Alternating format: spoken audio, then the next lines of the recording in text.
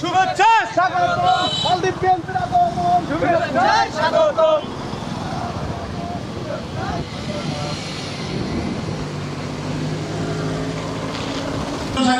অন্যতম যুবনেতা শ্রদ্ধাভাজন জনাব সুহেল চাচাকে তার আসন গ্রহণের জন্য বিনয়ের সাথে অনুরোধ আছি। এই পর্যায়ে আসন গ্রহণ করবেন বাংলাদেশ জাতীয়তাবাদী ছাত্র দল সংগ্রামী সাথী বন্ধুগণ। এই পর্যায়ে জনাব রফিক চাচা মেম্বারকে তার মূল্যবান আসন সফল ছাত্র নেতা বর্তমানে যুব নেতা স্নেহস্পদ কামরুজ্জামান বিসমিল্লাহির রহমানির রহিম।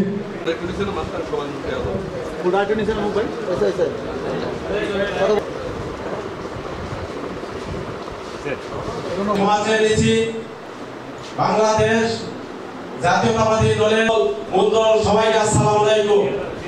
আপনারা জানেন উপস্থিত আছেন আজকে যতগুলো নির্যাতন যতগুলো ওই ধন্যবাদ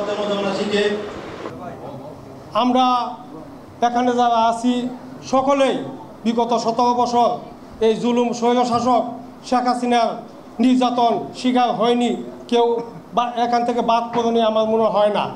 আমরা প্রবাস থেকেও অনেক জুলুম নির্যাতনের শিকার হয়েছি, সময় মতো দেশে আসতে পারি নাই, কারণ এই স্বৈরশাসক শেখ হাসিনার দূষর ওনারা আমাদের নানানভাবে নির্যাতন করেছে।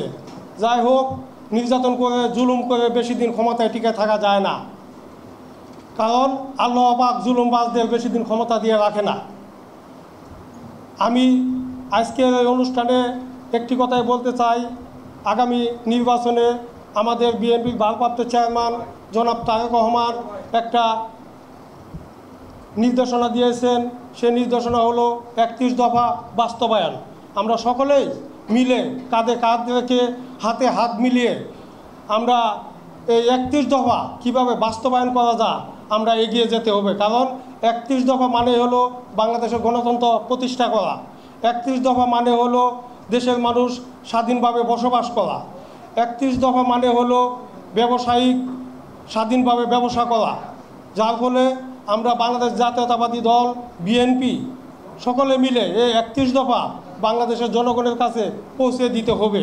অনুষ্ঠানে আমি এতক্ষণ